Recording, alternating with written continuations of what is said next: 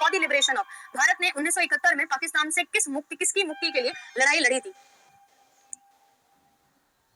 चलिए ठीक है, देखिए सबसे पहले इस क्वेश्चन का आंसर देने से पहले आपको दो चीजों पे मैं अवगत करा दूं। 1971 का वॉर भारत लड़ना नहीं चाहता था। इंदिरा गांधी जी उन लीडर्स में से थी जिन्होंने सबसे ज्यादा पेशेंसली तरीके से ना 1971 को डील किया था। ये लड़ाई तब शुरू होती है, आप थोड़ा सा 2-3 मिनट लगेंगे। ये लड़ाई शुरू तब होती है जब 1971 के ही महीने में शुरुआत में फरवरी के आसपास से जो वेस्ट पाकिस्तान है उसने ईस्ट पाकिस्तान के लोगों को मारना शुरू कर दिया, कत्लेआम होना शुरू हो गया। और ये कत्लेआम जो है ना, ये आपका जो है वो 3 लाख लोगों का जीनोसाइड हुआ। आप इस स्टोरी को थोड़ा सा समझने की कोशिश करना, मैं बहुत ही शॉर्ट में बता रही हूँ, जितना शॉर्ट हो सकता है। 1971 के अंदर मार्च के महीने में जो वेस्ट पाकिस्तान है उसने ईस्ट पाकिस्तान, जो कि उसी का हिस्सा हुआ करता था, ईस्ट पाकिस्तान के अंदर जो आज का बांग्लादेश है, ईस्ट पाकिस्तान के अंदर जीनोसाइड करवाया। 3 लाख लोग जो है वो मरने लगे। इसी दौरान जितने भी लोगों को ये लगा कि पाकिस्तान उनको मार रहा है करके, तो जो लोग हैं ना वो भारत में आना शुरू कर गए। यानी कि असम वाला एरिया, वेस्ट बंगाल, बिहार तक भी लोग जो है वो आए थे। तो कई सारे जो आज के हमारे लोग हैं ना वो उसी टाइम के शिफ्टिंग लोग हैं 1971 में, जो बांग्लादेश से आज के बांग्लादेश है लेकिन तब के पाकिस्तान से शिफ्ट होके आए थे। मार्च में ये सिचुएशन बनती है, धीरे धीरे सिचुएशन को रोकने की कोशिश की जाती है, शेख मुजीबुर रहमान से बात की जाती है, बड़े बड़े प्लेटफॉर्म पे बात होती है। और आप याद रखिएगा ये चीज इंदिरा गांधी जी ने सारे वेस्टर्न कंट्री से हेल्प मांगी थी। वेस्टर्न कंट्री का मतलब है मेनली अमेरिका। वेस्टर्न कंट्री सबसे हेल्प मांगी। 3 सप्ताही दौरे पे इंदिरा गांधी जी गई और सारे के सारे नेताओं से मदद मांगी, जिसमें निक्सन जो प्रेसिडेंट उस टाइम पे अमेरिका के थे उनसे भी मदद मांगी गई थी। लेकिन मैं आपको बता दूं, आजादी के बाद अमेरिका वो कंट्री है जो हमारी सुनता तो बहुत दूर की बात है, वो इंडिया को एक निचली जाति की जो कंट्री है ना वो समझता था। मतलब इंडिया को कहीं कुछ समझता ही नहीं था। उसी की वजह से जैसे परमानेंट मेंबर चाइना को देने पे कहीं ना कहीं अमेरिका का हाथ रहा है। यहाँ पे देखिए, चाइना को परमानेंट वीटो पावर या परमानेंट मेंबर यूएन का मिले, इसमें सबसे बड़ा रोल जो है ना वो अमेरिका का ही है। अमेरिका नहीं सुनता था। इंदिरा गांधी जी ने बहुत ही कोशिश करी निक्सन जी से बात करने की कि ये युद्ध जो है वो टाला जा सके। पाकिस्तान अध-बद के जो है ना वो युद्ध की कोशिश कर रहा है। ठीक है, निक्सन जी उल्टा भारत की मदद करने के बजाय उन्होंने पाकिस्तान को सपोर्ट करना शुरू किया और पाकिस्तान को बोला कि आप भारत पे अगर युद्ध कर दोगे ना तो अच्छा रहेगा, हम आपको जो है ना सप्लाई देंगे हथियारों की, जो आज वो कर रहा है। मतलब फितरत आदमी की बदलती नहीं है, आज भी वो वही कर रहा है जो 1971 की जंग में भारत के साथ कर रहा था। पाकिस्तान को हौसला मिल जाता है और पाकिस्तान को वो ये भी बोलता है कि अगर आपने ना अटैक किया तो हम चाइना का अटैक जो है वो भारत से करवा देंगे। यानी कि भारत जो है वो 2 तरीके से घिर जाएगा और साथ में हम भी आ जाएंगे। भारत 3 तरफ से घिरेगा ना तो आप जो है वो क्या करेंगे ना, आप इंडिया को जो है वो हरा सकते हो। अच्छा, अमेरिका का इसमें इंपॉर्टेंट रोल क्या था? अमेरिका की इसमें क्या लाभ था? तो पहला लाभ तो अमेरिका का ये कि भाई हथियार बेचने का मौका मिल रहा है, पहली बात। दूसरी बात, ये अमेरिका को बहुत अच्छे से क्लियर था कि भारत, आज का जो भारत है ना, 1971 का जो भारत है वो हो सकता है अगले 50, 60, 70 सालों में विश्व की एक शक्ति बन के उभरे। तो भाई अमेरिका चाहता कोई नहीं है कि उससे ज्यादा ना जो है कोई बढ़े आगे। तो ये सारे रीजन से अमेरिका की हेल्प करने के 1971 में अगस्त के दौरान या अगस्त में एक 9 अगस्त डेट थी शायद, 9 अगस्त को इंदिरा गांधी जी रशिया के साथ एक डील साइन करती हैं, जिसमें ये पक्का हो जाता है कि रशिया और इंडिया, ये इंदिरा गांधी जी को पता लग गया था ना कि अब तो वॉर तो होगी, उसको शायद बचाया ना जा सके, लेकिन ये था कि मई जून जुलाई के महीने में वॉर ना हो, ये हमने थोड़ा सा रोक लिया था। कि वैसे तो ये तो मई जून जुलाई में ही हो सकता था लेकिन उसको रोक लिया गया।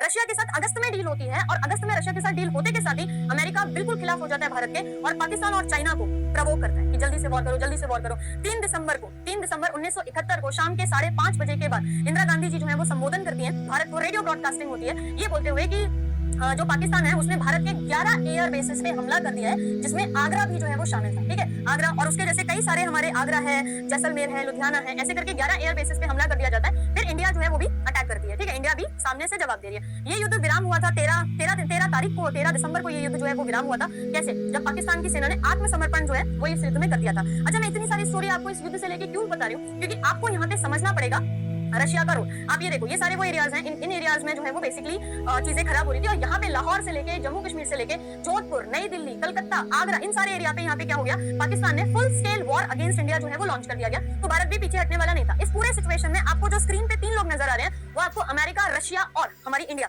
यानी कि इंदिरा गांधी जो है, India is Indira, Indira is India, सुने ना, इंडिया की तरफ से इंदिरा गांधी जी रिप्रेजेंट कर रही है। देखिए, एक तरफ अमेरिका जहां पूरी कोशिश कर रहा था कि भारत पूरा बर्बाद हो जाए, जो आज यूक्रेन की सिचुएशन है, आप सोचो 1971 में अगर ऐसा कुछ हुआ होता और रशिया ने ना भारत की हेल्प नहीं की होती तो भारत का मंजर कुछ और ही हो सकता था। क्यों रशिया की मैं बात बोल रही हूँ आपको? क्योंकि रशिया ने पहली बात तो चाइना को हड़काया कि भाई अगर भारत पे हमला किया तुमने तो तुम्हारे पीछे हम हैं। अगर तुम भारत के पीछे हो या भारत के ऊपरी हिस्से में हो और अगर तुमने चाइना ने जाके भारत पे अटैक किया ना तो आपको रशिया को फेस करना पड़ेगा और रशिया आपको छोड़ेगी नहीं। पीछे से हम वॉर करेंगे तो आपको पता भी नहीं चलेगा। मिसाइल्स, न्यूक्लियर पावर रशिया तब भी था, आज भी है। रशिया ने 2 चीजें की, पहला चाइना को रोका, दूसरी चीज जो है वो उन्होंने अमेरिका और ब्रिटेन ने भारत के बे ऑफ बंगाल में, बंगाल की खाड़ी में एयर बेसेस लगा दिए। सोचो आप, एयर बेसिस लगा दिए कि जैसे ही भारत जो है वो तीन तरफ से गिरेगा, यानी कि पाकिस्तान, श्रीलंका भी उस टाइम पे हेल्प कर रहा था, पाकिस्तान के जो फ्यूल भरवाना था, पाकिस्तान के जो एयरक्राफ्ट थे या जो भी फ्यूल भरवाना था वो श्रीलंका में भरा जा रहा था, तब वो भारत आ रहे थे, ठीक है, श्रीलंका और ऊपर से चाइना, अगर ये तीनों एक साथ भारत पे अटैक कर दे तो अमेरिका जो है वो बे ऑफ बंगाल की खाड़ी से अटैक करना शुरू कर देगा। ये बात रशिया को पता लग गया कि ये ब्रिटेन और अमेरिका भारत को बे ऑफ बंगाल से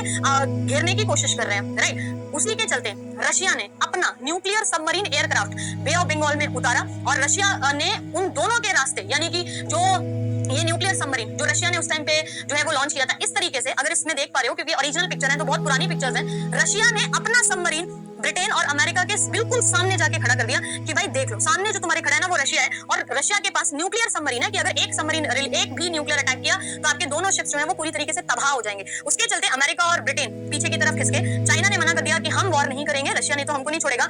लेकिन आप सोचो कि श्रीलंका, पाकिस्तान, चाइना और इस पूरे सिचुएशन में अमेरिका was leading everybody, मतलब अमेरिका का सपोर्ट था पीछे से। तो 1971 में अगर इंदिरा गांधी जी इतनी बोल्ड लीडर ना होती ना और उन्होंने रशिया के साथ टाई अप नहीं किया होता, हालांकि रशिया की तरफ से पहले आई थी, मतलब ये पूरी दुनिया के लिए अचंभे की बात थी कि रशिया जैसा देश भारत के साथ जो है मैत्रिक संबंध जो है वो बनाना चाहता है, क्योंकि पहले रशिया ने बोला था भारत को कि हम आपके साथ जो है फ्रेंडली रिलेशन जो है वो डेवलप करना चाहते हैं। तो जब आज कई लोग सवाल उठाते हैं ना कि मोदी जी जो है ना वो रशिया को इतना काइंडली सपोर्ट कर रहे हैं कि यूएन में भी न्यूट्रल है, हर जगह न्यूट्रल है, भाई इसको ना भूल नहीं सकते हो, ये आप भूल गए ना तो मतलब फिर आप दोस्ती का मतलब ही नहीं जानते उस समय। और ये जब ऐसी सिचुएशन होती है ना तो कोई भी पार्टी बीजेपी या कांग्रेस नहीं होती, उस टाइम इंदिरा गांधी जी ने जो किया उससे बेटर तरीके से सिचुएशन को कोई संभाल नहीं सकता था, कोई भी। आई रिपीट, इंदिरा गांधी जी उस टाइम पे 71 में एक उभरते लीडर की तरह आई थी, तानाशाह की तरह नहीं। She tries to protect the country, और इसमें बहुत इंपॉर्टेंट, अच्छा ये पहला ऐसा युद्ध था जो इसमें जल हमारी तीनों सेनाएं ने काम किया था, आर्मी ने पूरा, नेवी ने और एयरफोर्स ने, तीनों आर्मी जो है वो एक साथ, डिफेंस मिनिस्टर जो आई थी और जनरल शॉ है ना, जनरल शॉ, उनके अंडर में ये पूरी की पूरी प्लानिंग जो है वो की गई थी, जिसके चलते 13 दिन के बाद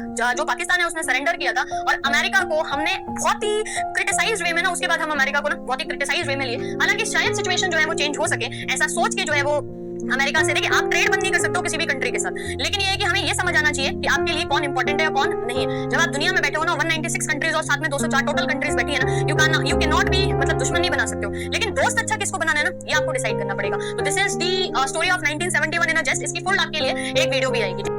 तो Russia is always a friend of India. अगर 1971 के वॉर में रशिया नहीं होता तो शायद आज की सिचुएशन ऐसी नहीं होती जैसी आज की सिचुएशन है ना, क्योंकि अमेरिका पूरे उस पे था, एक अटैक अमेरिका करता तो रशिया, इंडिया जो है वो पूरी तरह से तबाह, और ये जो आज बांग्लादेश है वो बांग्लादेश नहीं होता, ये पूरा एरिया पाकिस्तान होता, मतलब आप सोचो इंडिया ऐसे बीच से कटा होता, क्योंकि उनका मकसद ये था कि इस पूरे जोन को हम कनेक्ट करेंगे, मतलब पूरा ईस्ट, आज का बांग्लादेश और जो पाकिस्तान है उसको जोड़ेंगे। तो आप सोचो भारत कहीं एग्जिस्ट ही नहीं करता उस पूरी सिनेरियो में ना, तो this is important. General Manik Shaw है ना, एस मानिक शॉ भी गुड, तो इसका एक बार डिटेल में करेंगे ये क्लास, है ना।